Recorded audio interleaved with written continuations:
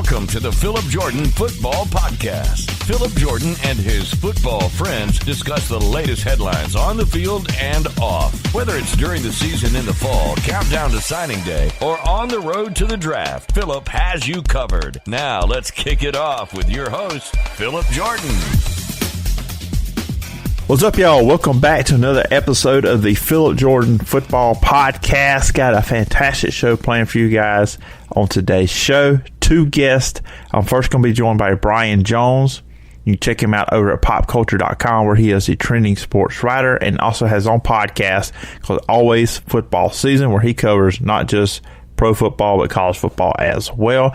So we will talk about the scheduling, especially with the ACC and the SEC, with the adjusted schedule, and of course with the pandemic. And also we'll talk Aaron Rodgers' future with the Green Bay Packers. Brian used to cover the Green Bay Packers at 24/7 Sports. And also we'll talk about Matt Ryan and some of the disrespect we both feel that he gets as a quarterback compared to others in the National Football League. Then we'll switch gears and talk some Pac-12 football, and I'll be joined by Tony Siracusa, managing editor over at Last Word on College Football. Of course, y'all guys know I write for Last Word College Football, where I cover the Auburn Tigers. We will talk about the Pac-12 schedule, because the Pac-12, they are the first conference to put a schedule out. We've heard plans from the other conferences, but not schedules.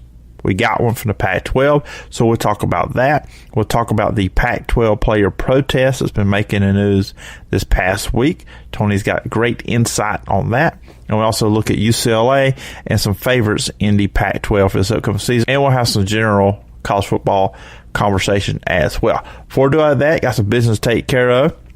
You guys know you can follow me on social media at PJordanSEC. You can find a podcast on Apple Podcasts, Spotify, and Stitcher, or wherever you get your podcasts. If you're on Apple Podcasts, please subscribe, rate, and review. Really means a lot. If you leave the podcast a rating and a review, if you leave a review, I will read it on a future edition of the show. And remember, you can always email me at sports.philipjordan@gmail.com. Now let's kick things off with a football conversation and bring on Brian Jones. Everybody, welcome back to the Phillip Jordan Football Podcast, and my first guest today is Brian Jones. You can catch him over at popculture.com, where he is a trending sports writer, but you can listen to him on his podcast, Always Football Season. And Brian, it's been a while since we chatted. WrestleMania was the last thing we talked about. Right. But it's always good to have you on and talk some football. Yeah, always fun being on your podcast, Phil. Thank you so much for having me. Whatever I'm calling it, right? Yeah. Yeah, exactly. I tell people this name has staying power. It's I put my name on it, and it's very distinct. Yeah. There's no cuteness about it. It's just got staying power. With this, I have a T-shirt. I had a T-shirt made for this podcast, so I'm going to stick with it. For when I do occasionally do the video. But yeah, man, it's glad to have you on, and a lot to discuss in the football world. And I guess starting with college football, because of course you do the podcast Always Football Season, and I know you wrote some article over at popculture.com too as well. Where are you at? And I wanted to start with college football, because that seems like, I mean, that's in the headlines every day. It seems like we're seeing something new with that. One conference is doing this. Will this conference do that? We seem like all five have now decided what they're going to do. We don't have a schedule for everybody. Where are you at confidence-wise when it pertains to college football about the upcoming season? You know, it's interesting, because I think when you look at college football, because of so many variables that play into it, I'm confident that there will be a season. I'm not sure if they're going to push the season back, at least for most conferences, but I'm not 100% sure if they'll be able to finish the season, because when you look at other sports and how they've handled everything during the pandemic, when you look at Major League Soccer and NBA specifically, you know, they have everyone in a bubble, and it's worked out pretty well. And I think NHL's doing the same thing. You're not necessarily going to get that with college football, and you're starting to see some players opting out. You're seeing players from the Pac-12 listing their demands for the upcoming season. So as of right now, I do think there will be a college football season, but I'm not sure they'll be able to finish. I think there will be some instances where there possibly could be an outbreak of COVID, just like you've seen in baseball. So there's several variables that are going to play into these next couple of weeks and months. So it should be interesting to see what happens. But my confidence is not as strong as it was a couple months ago. And you're looking at this, okay, you see the ACC, they are saying they're going to start September 7th, 12th, that weekend. Then the SEC on the 26th, the Pac-12 as well there. Looks like the Big 12 won't do the week 0 when that would have been, which is, the last weekend in August. And a Big 10 hasn't officially put theirs out yet. My thing on that was if that wasn't available, the NCAA, and they were going to be allowed to play week 0, I know everything would have been, thrown together pretty quickly. I think the better move would have been trying to start then early instead of pushing it late and maybe spread out some bye weeks because, once we get into the winter, who knows what the virus, I'm not trying to play doctor here, but you would think wintertime it could get worse if we do get another wave of it. So I would figure playing as early as you can would have been better than pushing the season back. Yeah, see, that's what I thought too. If you're able to start the season earlier, you can put in some more bye weeks. In order for, let's just say if you have players who test positive for COVID, or someone that those players get exposed to someone who has the virus, that gives them time to recover, be able to test negative multiple times, and be back with the team, and they're not going to miss any games.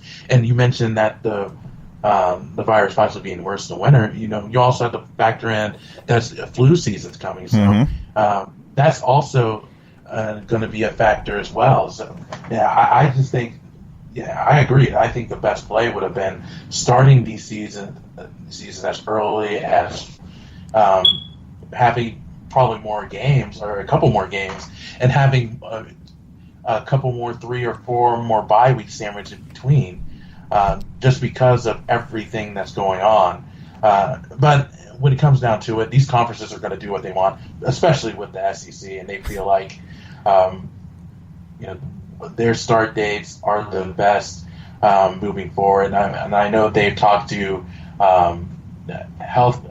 medical experts, and they have they've talked to doctors as well. So they feel like this is the best move. But I think a better move would have been to start early and have more bye weeks because you would able. I think if you'd done that, you would have been able to start and finish the season, and players wouldn't have to miss that many games as well. Yeah, and let's talk about the SEC a little bit because you were there in the state of Georgia, so this kind of connects with the SEC and the ACC. I think the SEC did not make any friends with the ACC with what they did, announcing they're going 10 games conference only. There won't be a +1 like the ACC did. And just from looking at it, it just appears to me the ACC mainly did that to keep the 4 rivalry games, the Florida State game, Georgia Tech, South Carolina, Clemson, and Louisville. And Kentucky, I know that Clemson actually put out a statement how they really push for +1 to keep their rivalry going. Being there in the state of Georgia, how big is that, and how many people are going to be or are upset that they're not going to get the Georgia Tech game? Yeah, Georgia and Georgia Tech have played a total of 114 times in its history. So, this is very disappointing, I think, on both sides, Georgia and Georgia Tech fans. Georgia, even though they've been dominant in the series, they, it's called clean, old-fashioned hate for a reason. Yeah. Because, these teams like playing, these teams have a hate for each other, where the fans are always at their throats. Georgia and Georgia Tech they're different schools because you have Georgia Tech, which sits in the heart of downtown Atlanta. I think it's a great place to watch a football game. And then you have Georgia, where it's an hour and a half away, and it's considered one of the best college towns in the country. So it's disappointing to see. And, when these conference schedules started being announced, or these conferences announced and they're going on conference only and +1, especially with the SEC, a lot of people were confused because for Georgia, they're going to play Florida and Jacksonville, but they can't play Georgia Tech in Atlanta. So it is. I think it's disappointing overall, and I understand it because these conferences, again, they're going to do what they want. They're going to do what's best for their individual conferences. But it's disappointing that you don't see those games, especially with Georgia and Georgia Tech, because that's a game that everyone looks forward to. It happens right after Thanksgiving. I went to the Georgia Tech game in Atlanta last year, and even though Georgia Tech had home field, it was dominated by Georgia fans because Georgia just has that long-standing history, but Georgia Tech does as well. So it's disappointing that we won't be able to see it in November. Yeah, it is. I mean, that's one thing, and I tell people, and I've said on this podcast, you're just going to accept it for a year. I believe if we can get back to some form of normal next year, those games will be back. They're not going to permanently get rid of these rivalry games. If they can play them, they feel they can. They feel good at conferences. They'll play them again. It's not going to be like Texas A&M and Texas, which apparently when they thought the conference thing was non-conference going to go, and I think I heard something with them like Texas wanted to play the game, but then A&M did not. So that's a shame too. Which I want those two to get off, but we can talk rivalries all day, and it'd be a completely different podcast. Yeah. Exactly. When you look, we talk about the conference level of college football. I mean, you're talking about this off air. When I look at the National Football League, that's a little different story. I mean, yeah, I can see them being stopped, but it just feels like they are going to. I feel there's a better chance, obviously, because these are professional athletes. They're not, out there on campus with a bunch of their students on this, for the colleges that are having classes, of course, on campus. But with NFL, I just feel like they have the better chance of playing versus high school and college. I mean, obviously, you got players opting out, and that's going to happen. We've seen that in baseball. You saw that with the NBA, even despite the fact they are in a bubble. NFL wise, what do you think is probably the biggest challenge for them with their season? For the NFL, they don't necessarily have to worry about what college and high school has to worry about when it comes to students being on campus. I think the biggest thing is, and this is kind of similar to what baseball has to worry about, is players taking care of themselves when they're not at practice, when they're not at the facility, making sure they're not going out and socializing and doing some of the things that could lead to them contracting a COVID-19 or being in contact with someone that has the coronavirus. Because you saw it in Major League Baseball with the outbreak with the Marlins, the Cardinals. There were reports for the Marlins specifically where when they were playing the Braves here in Atlanta, a couple of players went out. I'm not sure exactly where they went, but that ultimately led to an outbreak. So for NFL, in order for it to not have any outbreaks with teams, I think players have to take care of themselves when they're not at the facilities. You're seeing when they're at the facilities, they're going to be fine. The Denver Broncos recently installed a disinfected misting booth where players will be sprayed with disinfectant to make sure that if they get in contact with the coronavirus, it automatically goes away. So I think you'll probably see more teams do that. But again, it's just going to come down to these players being responsible, being able to, again, take care of themselves throughout these next few months. If they can do that, then the NFL won't have any setbacks. Teams won't have any outbreaks or anything like that. If not, then that could be a problem, and the NFL may have to possibly suspend the season. Now, the good thing about the NFL is because the way they have their schedule set up, they have the flexibility to push some things back, put the season on hold. They have to push back the Super Bowl if they can. So I think the NFL is in a better position than college football in terms of handling the coronavirus pandemic. In a storyline, I think we're going to be talking about a lot with the NFL. If we get the season and everything, and the Packers are going to be, people going to pay attention to it. It's just in the last week or so, we've had a lot more conversation. You had it after the draft with the Packers taking Jordan Love and Aaron Rodgers, and then now there's been, Aaron Rodgers done some interviews. Head coach Matt LaFleur, he's done some interviews and some stuff as well. This is going to be interesting. I mean, obviously, Aaron Rodgers is quarterback going into the 2020 season. And you would think 2021, but at the same time, Man, it's going to be interesting. I just say it's going to be interesting. When do the Packers pull the plug on this thing with Aaron Rodgers? You know it's going to happen. You drafted a quarterback, you want him to play. I think it's just going to be interesting to me, how long will it take before the Packers decide, okay, we're going to play Jordan Love? Because it's not the same, but then it's the same, because you've seen this with Rodgers and Favre way back when. What has been your whole take on the conversation with Aaron Rodgers and Jordan Love and his future with the Packers? So when I was covering the Packers for 24/7 Sports, and I think this was last year, if not maybe in 2018. I think it actually was in 2018. I talked about this on like a Facebook Live show where I wouldn't be surprised if the Packers took a quarterback in the early rounds in the next 2 to 3 years.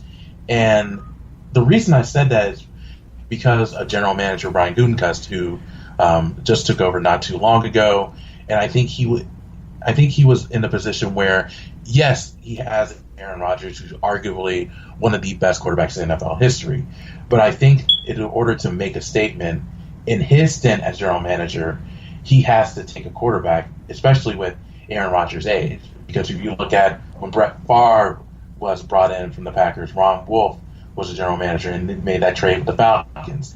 Then when Ted Thompson was the general manager with the Packers, they drafted Aaron Rodgers in 2005 late in the first round. They were able to get him when the thought was Aaron Rodgers would be number one. Now, I think the difference between when Aaron Rodgers was drafted then and when Jordan Love was drafted back in April, Brett Favre talked about retiring, and he knew that he was at the later stages of his career. Aaron Rodgers is talking about playing another 4, 5, maybe 6 years well into his 40s. So with Aaron Rodgers, I think in terms of his future, he knows that he's probably not going to end his career with the Packers. And Brett Favre even said he doesn't think Aaron Rodgers will end his career in Green Bay, and that's just the way things are. You know, you look at Tom Brady, the thought was he was going to end his career in New England based on his resume. Now it looks like he's going to finish his career with the Tampa Bay Buccaneers.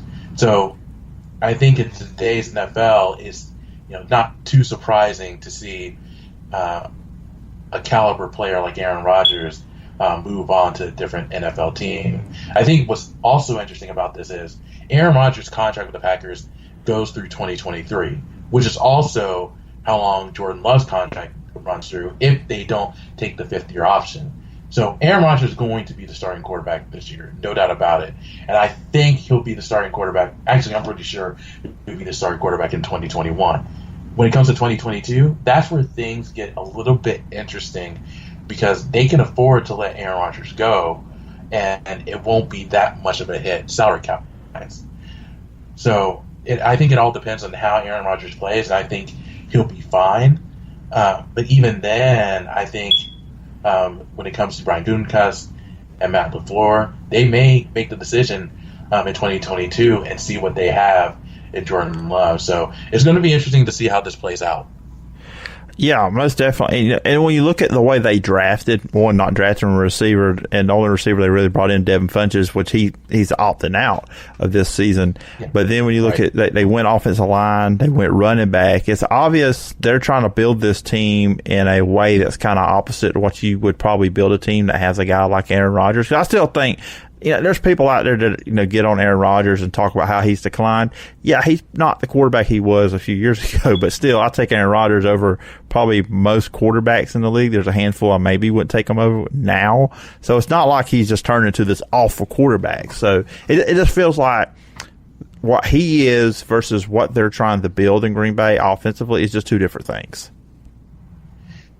Yeah, and I think with this being the second year of Matt LaFleur's offense, I think Aaron Rodgers, and the thing is too, Aaron Rodgers, he was fine last year. I don't necessarily think it was necessarily a great year. It wasn't like an MVP caliber type season, but I think because of the new offense they were installing, and this was, obviously something that Aaron Rodgers isn't familiar with because he's so used to a Mike McCarthy type of offense.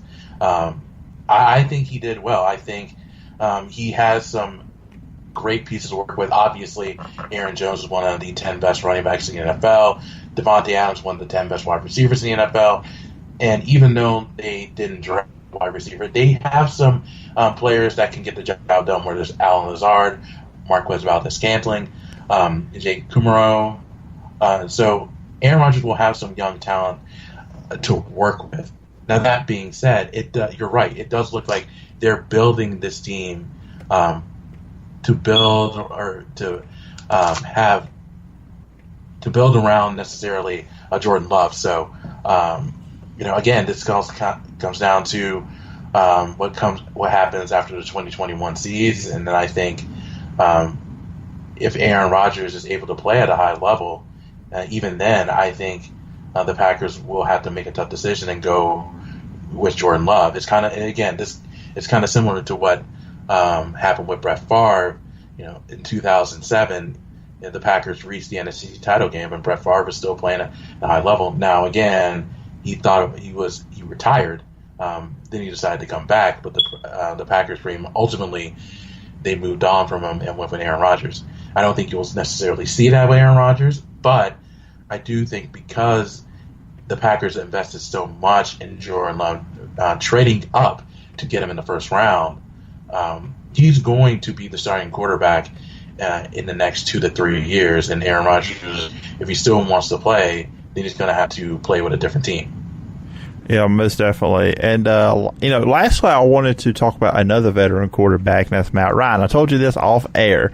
I was just a little triggered last week, with the NFL Top 100. Matt Ryan was not on the list. And just kind of look at some numbers from last year. Yeah, I know the team went 7-9. I mean, they started 1-7, finished 6-2. Defense got better, too. That was a big thing for Atlanta as well. But Matt Ryan, 66%. He threw for 4,466 yards, 26 touchdowns, 14 interceptions. The team overall was third in passing. I mean, and the guy did great being, much he got sacked and sacked, I think, 48 times last year. Kyler Murray, Josh Allen, and Ryan Tannehill were ahead of him. I know Tannehill had a good run last year, but I would still take Matt Ryan over him. But anyways, Brian, when you see that, you've seen Matt Ryan play. What are your thoughts on, it's just a list. It's what you do there in the off season when there's nothing to talk about. But I was bothered by it. But when you look at Matt Ryan, where do you see him among the good quarterbacks and great quarterbacks in the NFL right now? I always thought that Matt Ryan was a top 10 quarterback, and he's proven that ever since he's officially entered the league. I don't think he's necessarily a top 5 quarterback. I think there have been years where he's played like a top 5 caliber talent, but I think he's been. I think he's because of the numbers that he's put up and what he's contributed with the Falcons, he's one of the 10 best players in the NFL. I think the problem is, especially with that list, when you have players voting, they necessarily don't look at Matt Ryan as a top quarterback in the league. Even when he won the MVP award in 2016 for the 2017 list, they had him in the top 20. He was ranked somewhere in the 20s. But if you look at guys like Cam Newton, won MVP, and even Lamar Jackson, they were ranked number 1 the year after. So Matt Ryan necessarily, I think he's respected in the league, but not as respected among players as he should be, because he's not flashy. He doesn't have as many accomplishments as Tom Brady. He doesn't have the strong arm like Aaron Rodgers, and he knows that. He knows that players and even some NFL fans don't look at him the same way they look at some of the top quarterbacks in the league.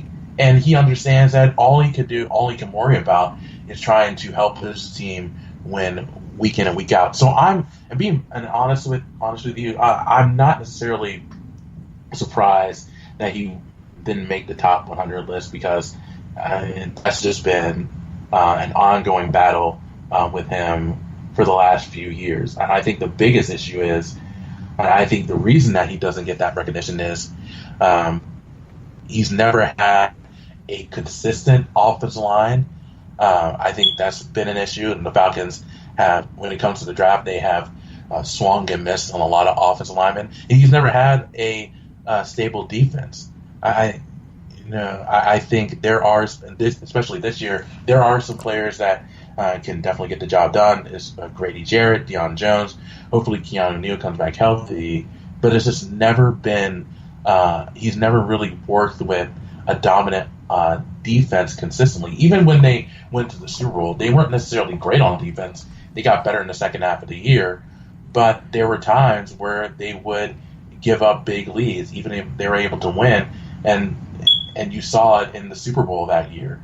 So I think I think the biggest issue is Matt Ryan necessarily hasn't got the support, hasn't gotten the help that like some of the players, the top quarterbacks has. But I think when his career is all said and done, people will look back and say, Matt Ryan had a really good career and he was a really good quarterback for a team that needed a quarterback. And I think years and years down the road, he'll be in the Pro Football Hall of Fame. Yeah, the man just gets disrespect. That's just it. It's just it. Yeah. But anyways, Brian, I do appreciate you coming on. I just had to get that off my chest there at the end with the Matt Ryan stuff. But I do appreciate you coming on this week's podcast. Always good talking football with you. And if the people want to follow you online, everybody listening, where can they find you? Yeah, you can find me. I'm the trending sports writer for popculture.com. You can find my work at popculture.com/sports. And we cover pretty much all sports, whether it's NFL, NBA, Major League Baseball, college sports, even some extreme sports, and definitely WWE. We do a good amount of work there. You can go to popculture.com/sports. And for any trending or entertainment news, you can go to popculture.com. Great work from our team there. You can also find me on Twitter. That's at Brian Jones _PC. And as Phil mentioned, I have my podcast, Always Football Season. You can listen to that on any major podcasting platform, whether it's Spotify, Anchor, Apple Podcasts, Google Podcasts, iHeartRadio, TuneIn Radio, and be sure to check out our Facebook page. It's facebook.com/Always Football Season. All right, sounds good, Brian, and thanks again, and I look forward to talking to you again sometime down the road. Yeah, anytime, Philip. Thank you so much for having me on. All right, I'm going to take a quick break, which it will be a very quick break for you because it's going to be like a 2 or 3 second break. But anyways, I'm going to take a quick break, and then I am going to get connected with Tony Siracusa, and we are going to talk about some Pac-12 football. Be right back. Everybody, welcome back in to the Phillip Jordan Football Podcast, and joining me next on the show is Tony Siracusa, Last Word on College Football Managing Editor. And Tony, I meant to tell you this off air. It's good to talk to you over the phone like this because of many messages exchanged since I've been writing for Last Word. But it is good to talk to you, hear you, and have you on the podcast today. It's an honor to be on the show, Phillip. I appreciate it. Yeah, and plenty to talk about. We're going to talk about the Pac-12 and with college football right now. Overall, it is interesting. It's like every day there's something new with the pandemic. Will we won't have a season? So it is very fluid right now. Things could change when this podcast gets dropped with the state of college football right now. It's very interesting with everything going on. Yeah, you know what? That's true. It's this time of year we've come out of all of the conference media days and headed into fall camp, which I always find ironic because, it starts in late July and early August. It's always amusing when I cover the conference media days and the coaches are like, hope you enjoyed your summer, and you're looking at your calendar and it's only third week of July. But from a college football standpoint, they're kicking things off. And this, and this very well also, is that we're having to work way harder than we usually do because most seasons you get into a rhythm. You know what's coming at what time of the calendar. And this, man, I got to tell you, this is changing every day. There's an entire revolving of the college football world every week. And so we are having to put in, as you know, way more manpower hours with our staff than what is the norm because we got to be on our toes way more than we usually do, just because, as you say, it's a very fluid situation. Yeah, I mean, I've been podcasting for a few years now, and of course, I had a little stint where I did the radio show too as well. This is kind of the time of the year after media days. I'm kind of like, okay, just kind of doing previews of teams and just trying to kind of get that content for the listeners anyways, between now and then. Now it's like, I mean, I've got something to talk about every week, college football wise. I mean, I also talk about the NFL. I feel like I've completely neglected the NFL here because college football and everything that's been going on, there's something new to talk about every week. And the thing about it, when I asked you on last week, did not have a Pac-12 schedule. The protest thing had not hit where it hit now. So I guess we timed things up just right having you on the show this week. Definitely. I mean, Friday, the Pac-12, I was on the press event, the conference call with Larry Scott, the commissioner, David Shaw, the head coach of Stanford, Ray Anderson, who's the athletic director at Arizona State, and Dr. Doug Ackerman from Oregon State, who is leading the, I guess we'll call it the protocol team, the medical protocol team for the conference as to how to handle things going forward. And, the Pac-12 all of a sudden was releasing a schedule. It's strange if you think about it. The Pac-12 was the second conference to announce that they were going to a conference-only schedule, right? They had been trying to work as a group. All the Power 5 conferences had been on the phone with each other, trying to work as a group throughout the entire process, trying to come up with something that was going to be viable for everybody. And then Kevin Warren, the commissioner of the Big Ten, kind of messed everybody over when he jumped the gun and released the Big Ten plan of 10 games, conference only, before anybody else was even remotely ready. And the Pac-12 jumped in after that, and then the other conferences made their way, and finally the Big 12 did theirs this week. But the Pac-12 is the first one to actually come out with a schedule of here's how it's going to work. And it's strange. I got to tell you, it's strange. There are 2 rivalry games in week 1, the USC-UCLA game and the Arizona State-Arizona game. And part of the reason for this is that built into the schedule is the schedule is going to start August 17th. I'm sorry, practices will start August 17th. The actual playing will start third week of September.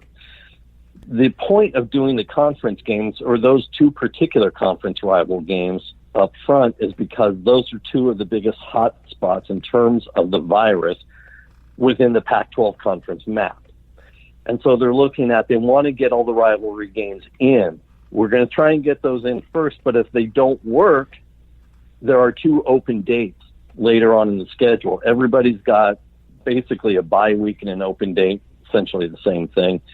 And you can move it into one of those if you don't have the ability to play. And it's an effort to try and protect the rivalry games. So it's strange, but look, I get in Pac-12 logic, it works, I suppose. I guess this is just me with all the conferences. Really, this is not really just a Pac-12. I know the SEC is going to start on that same weekend, September 26th, and the ACC around the 12th. Don't know for sure exactly the date with the Big 12 and the Big 10 yet. I kind of was wondering, why don't you try to start your games as early as you can, because then you can space out more bye weeks potentially if you do have an outbreak and you need to move some stuff around. But here, I mean, I know the SEC is probably going to look the same way with their schedule as well, with the bye weeks, how they do it, and then with the conference championship. Just in your opinion or anything you've heard, why push it back 3 weeks or versus trying to actually get the games in earlier? One of the things when we've talked to a lot of coaches, and we had the opportunity to talk really to every Pac-12 coach back in, I think, May, early mid-May, was they wanted 6 weeks of practice before they would be ready to play. And so I think you're looking at most schools were not ready to even think about practice until maybe the second week of August. And I'm not talking about the workouts and the strength and conditioning coaches. I'm talking about actual practice. They're not ready until second week of August based on the way things have transpired. So that automatically pushes back. You're not going to get 6 weeks. You're going to get maybe 5. and that was something that the coaches really wanted, was a little bit more time.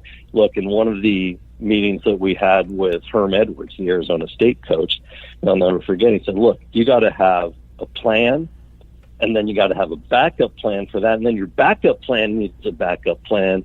Otherwise, you're just kidding yourself. You're not going anywhere. You're not doing anything. And so it's interesting because I saw a lot of reaction when all the conferences started going to the shortened schedules. And I found a lot of the reaction to be curious. I saw a lot of college football fans say, oh, man, this is it. This is the first step to the season being canceled. No, I see it actually the other way, the complete opposite. There was never going to be a full season on schedule as we have known it for your lifetime, my lifetime, anyone else's lifetime. That was clear to me in May in conversations with a lot of coaches. They were already working on the backup plans. So the fact that the conferences went to this next step meant that they actually were, in the Herm Edwards vernacular, having a plan. They weren't just sitting and waiting and hoping. They were actually starting to execute a plan. So to me, the reality is it put everybody closer to starting the college football season. There's going to be a start. Whether they finish or not is a whole nother topic, which none of us knows what's going to happen during the season in any given part of the country. I don't know if they will be able to complete the season with their plans and the postseason and the playoffs and so on. But there is going to be a start to the college football season because they had a plan with a backup plan and another backup plan. You know, and the whole season would, and my opinion, of course, I don't know anything. I think the ACC eventually, you just need to drop to +1, just go conference only, because who are you going to play with the SEC doing what they're doing? Right. And who knows what we see with the Big 12. But when you're basically everybody's playing conference only, I am kind of concerned if we do make it through the season. Of course, they're going to want to have a college football playoff. And it's going to be 4, but there's 5 conferences. And my concern is, how do you judge who should be the 4 when you're not having that crossover between the conferences to figure out those 4? Because then it's not going to happen. It could happen. I mean, you never know. 5 undefeated conference champions. What happens? Right. I mean, that's one thing, or all of them have the same record. That's something I'm kind of concerned with when we look at the season. When it comes to on-the-field stuff, I'm kind of concerned about that. I think one of the things that happens is that, and I agree, without the cross-conference play, how do you judge strength of schedule? And I think that is for real. But I will tell you, one of the things that I think happens through this is an argument for multiple SEC teams becomes stronger, and an argument for a 1 or even a 2-loss SEC team becomes stronger. The reason for that is because you don't have that mid-November game against Savannah State, or you don't have that, regional game against, whomever, even if it's UAB or someone like that. You don't have those games. You are now running, and I know that the SEC fans will say they always run the gauntlet because it's a tough SEC schedule. Yes, you play 8 games, though. Now you're playing 10 conference games against a legitimate gauntlet of a schedule. I think this actually strengthens the SEC argument for multiple teams, even if it's 1 or 2 lost teams in there. Yeah, I've one is to vein at my existence those November games. I mean, yes, I am an SEC country. I write about an SEC team. I cannot stand those games late. I don't mind them games being on the schedule. I just don't like them being there the week before your biggest rivalry game. That has always been an issue for me. Totally agree. Look, I appreciate the financial reasons for the game because they're helping support smaller schools, FCS schools, regional schools, who, they played that one game against Alabama or the one game against Auburn, and they have funded their athletic department for the year. I get that, and I understand it. But like you, I hate it in the middle of November when everyone else is running through a wall in their conference race, and you're basically taking a bye week in the middle of November. I don't like them then. But now taking those out, there's a downside for those, the cream puff teams. because they're going to lose out financially and they're going to struggle. But in terms of what you and I are talking about, it strengthens the argument for the SEC. Yeah, it's going to be fun, all conference doing that. And I agree with you there on the financial for those schools, because a Sunbelt team that's an hour and a half from where I live is Troy. And I know people that, Barry McKnight, the voice of the Troy Trojans, has come on this show. I mean, I know a lot of people that cover Troy and have played for Troy and all that stuff. And that's going to be hard for them, for schools like that, because if they don't, because Troy was supposed to play at Tennessee late in the year. I mean, obviously that's not going to happen. And I use Troy a lot because they're, as an example, because they're so close to where I'm at. That's concerning, and I'm kind of wondering what's going to happen with the Group of Five among all of this. Will they play? And the Sun Belt is one that concerns me, because Conference USA, the American, Mountain West, MAC, I think they can pull off a TV contract or some semblance of one. The Sun Belt doesn't have that. Their best thing they have going is, on ESPN's website, on the streaming, and that's not the same. So kind of going off tangent here a little bit, but that is a concerning thing for me when it comes to this whole scope of college football into smaller schools. Well, I think it's going to be one of the long-term results that we don't know what's going to happen right now, but it's pretty easy to project. There are going to be some very significant financial pitfalls for many schools, not just the Group of Five schools, not just FCS schools, but even some bigger schools, just because of the loss of some of the big revenue games, not playing in front of, a stadium of 100,000 people, losing game day revenue, things like that. There are going to be some very significant financial downfalls with some of this. Yeah, and I want to transition over to another story that happened to Pac-12. Of course, the Pac-12 protest, the hashtag We Are United, and you put an article out over on Last Word, kind of what they already have and the whole thing. This, I mean, when you look at this whole situation, and I guess I'll ask it in this way: is this a situation where maybe some players are looking at they can take advantage of it to a degree, because everybody knows and heard that these universities, these athletic programs need football to fund the other sports. And at this point, they're saying, okay, if we sit out, we protest, and there's not enough players to play, we kind of put them in a bind because they need us to play. Do you see any of that with what's going on? And look, there's some stuff in there. I mean, I agree with the players on some things too, but that's kind of something that popped in my head when I first saw this. Yeah, look, I think you're right. I think that there's a little bit of trying to use whatever leverage you envision that you might have right now. And, being out here, like I live a 10-minute surface street drive from the Rose Bowl Stadium. I get the image that the rest of the country has of the Pac-12 and the West Coast.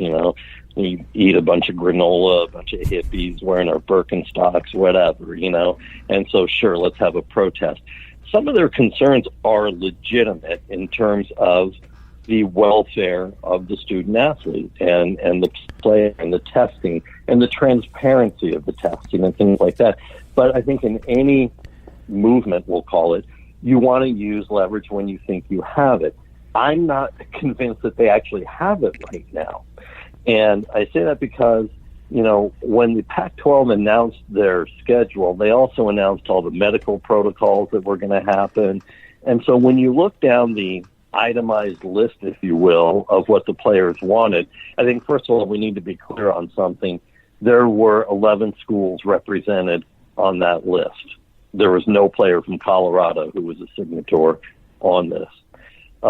And there were 15 players who signed off on it total. All right, out of 1,200 some odd players in the Pac-12. Now, what they're getting is a lot of vocal support on social media. We're with you. We support you. You're right. I'm not going to sit out, but you're right. So that kind of undercuts it a little bit also, as well as the fact that, I reached out to some people I know at schools in other parts of the country. There's no national groundswell. There is a national groundswell for what they want. There isn't for sitting out if they don't get it. But when you look at some of the stuff, that they asked for, they talked about they want, transparency in the testing. Well, okay, but you've been given it. The conference issued a 100-page document as to what was going to happen and how it was going to happen. The players are going to be tested weekly. They're going to get the rapid test that is not available to the general public. They want insurance, and they don't want to have to cover the cost of these things. That's already been dealt with. Dr. Ackerman from Oregon State said, look, we're the ones ordering the tests, so we've got to pick up the tab for all of it. And the schools have already guaranteed extended health coverage. If you do have the virus, you're going to be covered. You don't have to worry about that. They're going to know the results same day. The school and the medical teams will start the contact tracing even before the county even knows about it, because it takes them 3 to 4 days to start that. So you're actually going to get medical care in this that's better than the average citizen of whatever city you live in. They asked for things like the right to opt out and not lose their scholarship. David Shaw, head coach of Stanford, told me, because I asked him last Friday, he said, we're not cutting anybody. You want to opt out, we'll guarantee your scholarship for the year. So, they had a whole bunch of things that they kind of already had. So my point in the column was, where are you going with this? And there were two things on there that contradict each other. One, they want protection for the non-revenue sport athletes. Look, that's noble. You and I have been doing this a while. We get it. Football, basketball, in some places women's basketball, cover the cost of all the other sports, right? Mm-hmm. You've got a soccer team, you've got a tennis team, you've got a water polo team because of these sports. And you want to make sure that they're not getting cut. That's noble. You're sticking up for your other athletes. However, then they also put in there, because of how much money they're bringing in to these programs, they want revenue sharing. Brother, you ain't ever going to get that. There is no way you're going to get that. If you look at what each school brings in and then divide it amongst, cut it in half for the player portion of it and divide it among 100 players, it's an absurd amount of money. Not only that, would not be able to find revenue athletes that you say you're trying to protect. So my point was, where I get it. When it boils down, it's about money. Everything's about money. This is a business. We're grown-ups now. We can say this is a business. But where are you going with this? Because that's an ask that you got to realize is something that's not possible. So it was kind of strange. And like I said, without a huge groundswell within the conference and across the country, you don't really know where it's going. Larry Scott, the commissioner, said, hey, we're going to talk. I want to meet with you guys, address your concerns. What else was he going to say? And they're going to say, yes, we're going to give you transparency in the testing. Don't worry about the opting out. They're going to give those things and nod and smile and say yes to those things that essentially they've already given anyway, and say, you know what, we're going to have to discuss the revenue sharing at another time. Because as you and I just said, 5 minutes ago, Phillip, these schools are going to feel financial pitfalls for years over this. Mm-hmm. Now is not the time. You want to ask for revenue sharing when revenue's going down? Really? That doesn't seem like the best bargaining chip. Yeah, and I mean, especially when you also look at, there was no NCAA tournament this past year, too. It's not just if there's not football. There was an NCAA tournament where that was a lot of money that didn't get filed into all these schools, too. So that's the one I saw. I was like, that ain't happening. I mean, you might could. I mean, are you trying to negotiate really, really high because you just know you're not going to get that? Is that a negotiating ploy? I don't know. There's a little bit of that. Yeah, there's a little bit of that. But also, look, when you look at it, I think one of the things that gets frustrating over time is everybody looks at everything that happens every day and reacts to it instead of continuing to analyze big picture. Big picture, you got to look at this. These schools are all of them are going to take a huge revenue hit when school starts because very few schools have everybody back living on campus. So there's going to be a shortage in the revenue they get from housing, from the dining hall, from other on-campus activities when not everybody is back on campus. They're already going into the semester or the quarter knowing that they're going to be losing money. And so now you're looking at football and you're like, we're not going to have game day revenue, or at least not very much. we're not going to get all of our TV contract because we're not playing all of the games. We're playing some of them. Mm-hmm. They're trying to put it together as best as they can, strictly from a financial standpoint. I'm not even making the judgment on whether they should or shouldn't play for the health of the players. I'm not even going to get into that because it's not an easy binary yes or no decision. Yeah. But there's already financial pitfalls coming up, and now you got these players asking for revenue sharing. It's not even remotely viable. Yeah, that had me shaking my head a little bit on that one. Let's transition and talk about if we do, what we could see on the field. And I guess I wanted to kick off and start things off with UCLA. And the first 2 years of Chip Kelly, has not. Well, I wasn't going to use that word. I was going to try to be the train wreck. How's that work for you? I was going to say has not gone well. I guess I tend to be friendly, but yeah, I mean, just obviously, he hadn't had consistency at quarterback. I know that injuries there.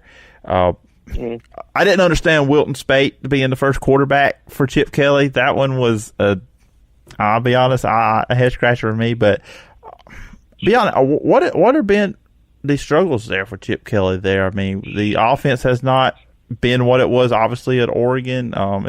They have got off to bad starts the first 2 years, but you see this team in person. What is it? What has been the issue? Yeah, the Wilton Spate thing was just because Dorian Thompson-Robinson was not ready to start. He played 1 year at quarterback, in high school. He wasn't ready to start. And then Spate gets injured in the first game. And of course, we're talking about 2018. Spate gets injured in the first game, and Thompson gets thrown in there anyway. Look, Chip is 7-17 in 2 years at UCLA. He didn't lose 17 games in 4 years at Oregon. The offensive line mixed with the immaturity at quarterback, a really bad offensive line mixed with the immaturity at quarterback has been a huge part of the problem. I mean, the offensive line last year was 120th in the country in sacks allowed. It was horrible. Part of it is the offensive line is porous. Part of it is Dorian Thompson-Robinson, or as they call him out here, DTR, he still hasn't settled in. This is year 3 for him. They're still waiting for him to be the team leader that they were expecting. He still scrambles around in the backfield trying to keep plays alive that aren't there when chucking it out of bounds is viable, and you wind up taking, an 8-yard loss. They averaged 400 yards of offense per game last year. So not setting the world on fire, but not bad, but they couldn't get in the end zone. They only scored 18 or more points 6 times last year. So and that was with a really good running back, Josh Kelly, who's with the Chargers now. The defense has been an abomination. One of the worst defenses in the country every year for the last 2 years. But the defensive coordinator, Jerry Azzinaro, is close friends with Chip Kelly, and Chip is so fiercely stubborn in his loyalty that he will not make a change. Azzinaro just got a new 1-year contract for this upcoming season, despite having one of the worst defenses in the country for 2 years in a row. They lost a lot of depth this last year on defense. They lost their entire linebacking core to the NFL, graduation, and a grad transfer. So they're going to be very young. They lost Darnay Holmes, their defensive back, to the NFL. So the defensive backfield is going to be led by Quentin Lake, who's the son of Carnell Lake of the Pittsburgh Steelers. The defensive line is really big and experienced, but that offense, it's now going to be DTR's got to step up. He's got to be a leader. He's going to have running back by committee with Kelly gone. He's going to have 4 running backs at his disposal. There is no one guy. He's going to have a very experienced receiving core. He's got a handful of good recruits coming in, a couple of 4-stars from St. John Bosco High School. I know a lot of people know that school across the country. And we'll see. But, honestly, and with the season being what it is, conference play only, UCLA lost some relatively easy out-of-conference games. They don't get to play New Mexico. They don't get to play Hawaii, which, in most worlds would be automatic wins. So, you're looking at another maybe 5-win season, maybe. Yeah, because that's where I was going to go with, with the 10-game setup. Do you see this as a team that could win more than half their game, go over 500? No. I mean, there's just, the offensive line is going to be makeshift. They lost starting guard to a transfer. They lost their starting center, and as eligibility was up, he didn't get picked up in the NFL. It's kind of like which side of the coin do you want to look at? The offensive line was really bad, but it was experienced. Now the offensive line is new, so maybe that's good because they're not quite as bad as the other guys, but they lack the game day experience also. So it's just, and he does without having, Josh Kelly was a 1,000-yard rusher for 2 consecutive seasons at UCLA, and like I said, now he's with the Chargers. You don't have that go-to guy in the backfield. It's at best a 5-win season. And lastly, when you just look at the Pac-12 overall, and it seems like everybody see Oregon is the favorite, despite losing Justin Herbert and 4 or 5 offensive line, which I know Mario Cristobal is recruiting fantastically at the offensive line position. Defensively, they pretty much got everybody back. And then on the other side, I see a lot of people are very high on USC, which quarterback Clovis has got to be the reason why. And those receivers, they have a good trio of receivers there at USC as well. When you look at the Pac-12, is it those teams for you? If we get through a whole season, we get a Pac-12 championship, those are 2 teams, or could you see somebody else rising up and getting in that game? No, I think you've got it right. I think, look, Oregon, obviously it's huge to lose a guy with Justin Herbert, with his skills. With him, the team averaged 35 points a game last year. They went 12-2. They won the Pac-12. They beat Wisconsin in the Rose Bowl. It was quite a sight to see. As you pointed out, they lost 4 of their 5 offensive linemen, and when you watch them as a group, this was one of the best offensive lines in the country, top 2 or 3 easily. The interesting thing is none of them went very high in the draft. They didn't rate out well as individuals, but as a group, they were phenomenal. The thing with the offensive line is, though, the best out of all of them is back Penei Sewell, who won the Outland Trophy last year. I'm a voter for the Outland Trophy, and he had my vote without me even having to give 30 seconds of thought to it. He was the best offensive lineman on a really good offensive line, and but he was only a sophomore, so he's back. They've got a new offensive coordinator, Joe Moorhead, the former Mississippi State head coach.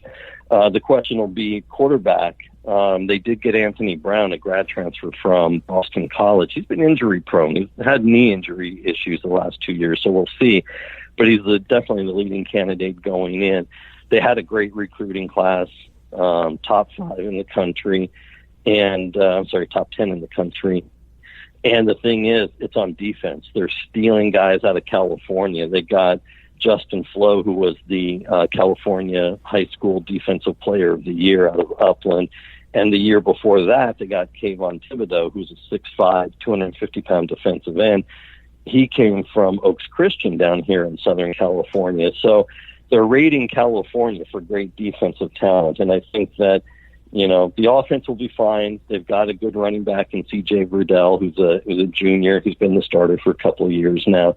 The defense is going to be dramatically improved. So, I see Oregon, in the north. USC will be interesting. Of course, Clay Helton, this guy's always this guy's one average season away from being fired every year because the SC fans just have zero patience with him. But they, last year they had Graham Harrell as the offensive coordinator, so he's in his second year.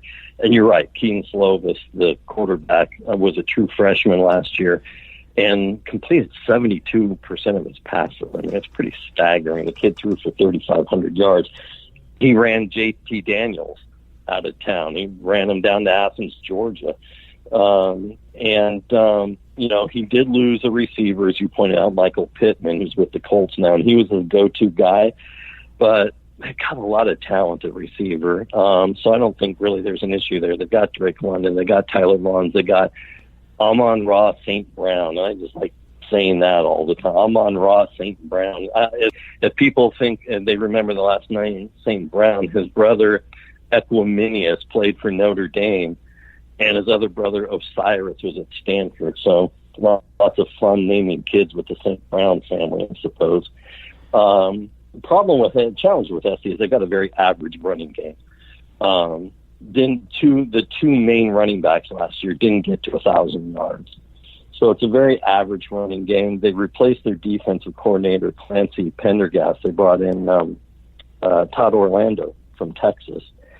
And so we'll see what happens with the defense. They had a very, very mediocre recruiting year. They only got 13 commits and were ranked somewhere around 55 in the country, which is very un-USC. So we'll see. Utah could give them a run in the South, but Utah's got to replace. Utah's got a guy that you guys, the SEC fans know well. Jake Bentley is going to be the starting quarterback at Utah, replacing Tyler Huntley. Zach Moss, their starting running back, is gone. That was about 70% of the Utah offense. But we'll see. With Utah, it's going to be they don't have a lot of speed at wide receiver, and Kyle Whittingham's offenses are never very dynamic. They're never very exciting. They're just efficient. So all Bentley has to do is be a game manager, and that'll be good enough to let the defense win the games. But so Utah could give SC a run, but because of SC's offense, I give them a slight edge. Yeah, it's going to be interesting for them. And real quickly, I want to say this. I think I misspoke. I think I called him Clovis. I meant Slovis. So any keyboard warriors out there want to come after me, I apologize. Hey, they're out there. They're always out there. So, you got to. Always. I get them all. Frequently. I got called a dumb moon bat. I don't know what that is last year. Mutual friend of ours, Brandon Eiserman, we both got called that on a LSU preview pod last year. We got called two dumb moon bats. So that's I don't know what that is, and I'm afraid to look it up, but that's one thing. But anyways, I wanted to correct my little mistake there. But yeah, it's going to be interesting with the Pac-12. I'm hoping we get college football. It's going to be, you'll have to wait a little bit longer for it when they do start, because I agree with you that they will start. That's one thing I'm pretty confident in it will happen. Yeah. So it's going to be fun. And Tony, I know I kept you a little bit longer than I told you I would. I do this with everybody. No worries at all. Hey, look, I can talk college football all day, so it's fine. Oh, that's me. I told everybody I was put on this earth to talk, so I'm doing the right thing by doing this. But anyways, I do appreciate taking the time, being the first time having you on the podcast. And if the listeners want to follow you online, where can they find you? Well, you can hit me up on Twitter at Tony Bruin. I know it sounds like a very Homer name, but it's just because I had it a long time ago. And as you well know, my last word on collegefootball.com, and we've got the Facebook page as well, and we've got the Twitter feed that goes with that. So, you and all our writers, who are out there covering teams all season, you guys are doing the hard grind right now, and there's a lot of good content going up every day. So I encourage people to go find it. Absolutely. And once again, Tony, I do appreciate the time, and I hope we can do this again sometime down the road. Glad to do it, Phillip, anytime. Everybody, that's going to do it for this edition of the Phillip Jordan Football Podcast. Only episode this week. Longer episode. You basically got a week's worth of shows in one episode, and that's kind of where I'm leaning toward going with the show from here on out. But I really want to know what you guys think. Leave me a review on Apple Podcasts. Let me know. You can also find the podcast on Spotify, Stitcher, and YouTube, and many other podcast platforms as well. Remember, you can follow me on social media at PJordanSEC, especially on Twitter. You can always email me at sports.philipjordan@gmail.com. Big thank you to Brian Jones and Tony Siracusa for being on this edition. Had a lot of fun talking football with them, and more great football conversation coming your way next week. And it's going to be kind of fluid on what day the podcast drops. We'll just do one a week, but I'll let you guys know when the next episode is coming up. Hope everybody has a fantastic week. Till next time. Bye-bye. Thank you for checking out today's Phillip Jordan Football Podcast. Find the podcast on Apple Podcasts, Spotify, YouTube, or wherever you get your podcasts. Contact Phillip on social media at PJordanSEC or email at sportstalkphillipjordan@gmail.com.